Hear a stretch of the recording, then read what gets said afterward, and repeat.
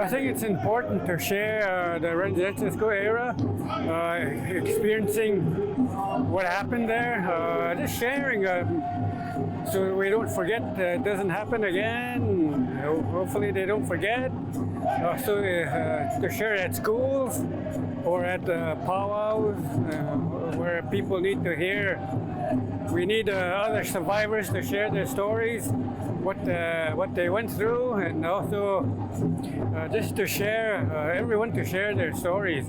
I know it's important for me to share what I went through with my family and friends and at these gatherings at the powwow. What happened when residential school was in the basement, the boys would make us fight. I did a lot of fighting when I don't know how old I was, 5, 7, somewhere there, years old, and if you didn't fight, the bigger boys will make you cry. Sometimes even when I haven't really shared this one yet, when that teacher or whatever picked me up, got my shirt, and he banged me against the wall. I don't know how many times when he did that, and I don't know what made him do that. Just to maybe hurt me. I don't know. Just crazy. Even when we were playing dodgeball, another circle, we were all in the circle. Sometimes I would try I would try not to get hit, but eventually Lavati was just really throwing the ball really hard. So I just stood there and let him hit me because I didn't want to get in trouble or get knocked down by the ball. How hard he was throwing it. So that's I just stood there and let him hit me, so I don't have to fall down or get hurt or anything like that. Those kind of things. That's what he did. Another time I remember is I think there was 3 of us in the priest's class room. We each took a strap.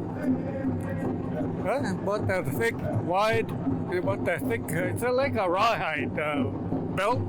That's what he used on our ham. That hurt. But you can see it like a stripe here or a stripe like that. You have us out there. You have it this way or this way. You just wanted to hurt the 3 of us by using the strap. So that's another memory I have. I used to have a hard time sharing because it's hard talking about it, but it kind of helps me talk about those 3 things. I haven't really mentioned those ones to anybody just today, maybe my family, but those kind of things I didn't have. There's other things I haven't shared yet that I'm not brave enough to say or talk about yet. But those 3, those are the first ones I'm talking to you about. First time I really mentioned it. Those kind of incidents at the residential school. I think it really helps me. Makes me. I usually have a breakdown once in a while, so I have to close my eyes, try to be strong, so I can keep talking and just to share, just young people to know. Like today, there's a lot of people here that I think first time I really heard those terrible stories they heard today, and I think it helps them to realize we're still here. But not all of us are going to be around. We're getting up there in ages, and I know they said there's only about, somebody said like 40,000 survivors left from residential school, so that's important to talk about those things, to share, even though it's hard, but it needs to be shared. Sometimes it's just kind of hard to talk about things right away.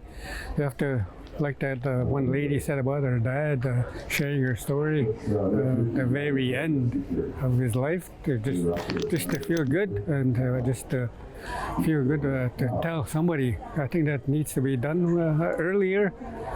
Well, if we can get brave enough to share stories. I lost my dad in 2015, and he was sick with cancer. And before, it was a long 5 years before, he left for the spirit world. During that time, it was a year, probably a year and a half before my dad passed on. It was very hard to hear him share a story. I too went to residential school, and I just want to say, Lucille talked about Macintosh is where I went. And I was there in 1963 when the school burned down. Prior to that, my dad and my mother were also residential school at the same school that I went. But this is, it's been a long time coming from my dad when he shared with me. And I happened to be alone. I knew there was always something that was bothering my dad in the last couple of years. And like I said earlier, sometimes you feel like a burden when you want to talk to somebody, and sometimes we shouldn't feel like that, but sometimes how you feel. Even when I was talking about my triggers, I didn't know there was priest and nun. I didn't never had those triggers before until it hit me. And those things, there are other things that hit me once in a while, but those things, those are the main ones. I know I'm aware now, those are my triggers and I see them. What helps me is being at the powwow, dancing, healing for myself, healing for my family and friends that are hurting, not just residential school. Like even in our 60s school, really destroyed our family. I lost two brothers that were adopted. They kept their name, their first name. They changed their last name. But the twins, they're no longer Toms. Their first names were changed, their last name were changed. Those kind of things, they're just really kind of upsetting when how they destroyed our family really bad. Even with the residential school. My parents both went. My dad went to CJ, and my mother went to St. Mary's. Both my sister and I went to St. Margaret. The only one that wasn't in the residential school or Sixties school is our youngest sister. But she still sees the effects. She's still affected by those, what happened to our family. I think it's important to go to powwows that makes you feel stronger. If you're dancing, makes you even stronger. You meet old friends, make new friends, and I try to dance at every intertribal as long as I can, and most of the time it helps, keeps you stronger, makes you move, makes you sweaty, makes you hungry. But I mean, those are good things to have. Like my friend there, he likes being at powwows. My family is here dancing, and it's so important to be involved with your tradition, your culture. Like some of these are my colors. That are my red, white, and yellow. Those are my colors that I have. So that helps me get stronger. Those kind of things are important. Also, if you know who your clan is, if you have your spirit names. Sometimes I have 4 spirit names, so that helps. Because when I was younger, I used to get kind of ill quite a bit.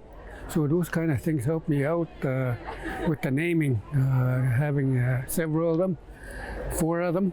So that helps, keeps you healthy, stronger, and make sure to do your offerings when you're out back home for your, even for your outfit. You gotta feast your outfit, feast your name, and all those things.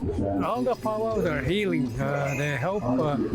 They just helps you, you spiritually. All those 4 elements: physical, mental, and spiritual. All those things help you when you go to those powwows, because sometimes when you're just listening to the singers and the drum kind of draws you out. Even if you're not don't have an outfit or regalia, kind of pulls you out there just to go try dancing, and if you have your regalia, it still pulls you out there, and make sure helps with the drumming. It's good because there's a lot of even the food is being blessed, so that kind of helps with that's part of the protocols that go through the powwows. Make sure the food is blessed, so everybody is fed in a good way. Powwows, I think they'll be here forever.